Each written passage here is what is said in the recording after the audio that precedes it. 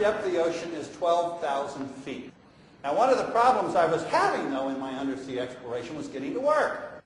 50% of the world's oceans is deeper than 12,000 feet. Just to get to the average depth in a submarine, it takes me 2.5 hours in the morning to get to work, and 2.5 hours in the evening to get home. I got a 5-hour commute to work. My average bottom time is 3 to 4 hours. My average distance traveled in a day is a mile. There's only 4 vehicles like this on Earth that can reach the average depth of Earth. That's ludicrous. 12 people on a good day will be down on the average depth. But that's why we know so little about our planet with this kind of technology. So I began to develop a new kind of technology.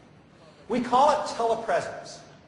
The concept of telepresence is to create a remote presence, to make you think you're there when you're physically not there.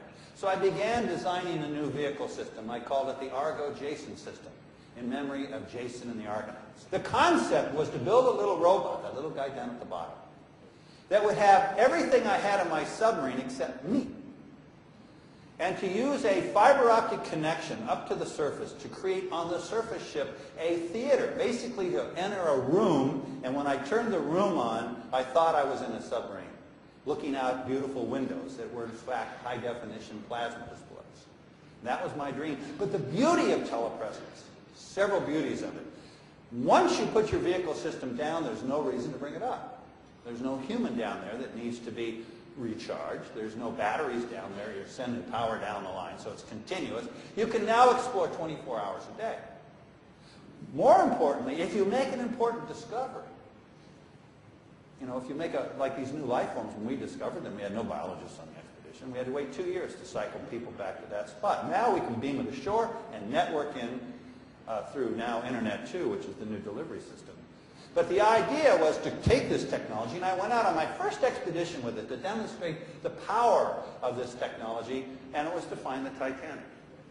We wanted to demonstrate that we'd entered a new era in undersea exploration. But in our explorations of the Titanic, it was my first piece of human history that I'd ever explored. I'd explored mountain ranges and new life forms and creatures and volcanoes, but I'd never gone into the deep. This was the first pyramid of the deep that was ever discovered. Human history that had been lost in great depth. Titanic was lost in 12,000 feet of water. And we explored it with our technology 18, 19 years ago. It had a tremendous impact on my life in many ways, and one of them was when I came home. When I came home, I had 16,000 letters waiting for me from young children. They all said the same thing. What do I have to do what you do?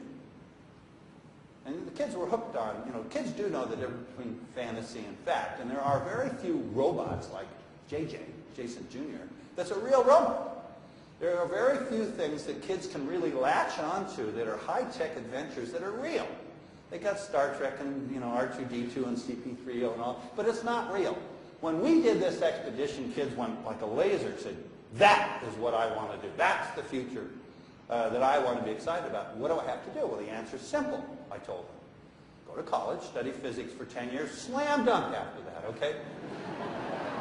They were not making the connection between the fun I have, and I do have a lot of fun, and the dues I pay to have that fun. You know, when everyone's out in the gridiron, I was studying, okay? Although I did play college basketball that taught me a lot about teamwork, but I gave it up and moved on and kept learning. So I had an idea, because the next thing in their sentence, in their letter, said, can I go with you next time you go? And I thought, well, you know, why not? Let's look at this whole concept of telepresence. If I can create a telepresence on the ship and then replicate it on the beach for my scientific colleagues, I can replicate it on the beach for children. So I started a program called the Jason Project, which is based here in Massachusetts. And the concept of the Jason Project is, okay, we'll stop what we normally do once a year and we'll go out and mount an expedition for children. Mostly middle school children. Why? That's the battlefield.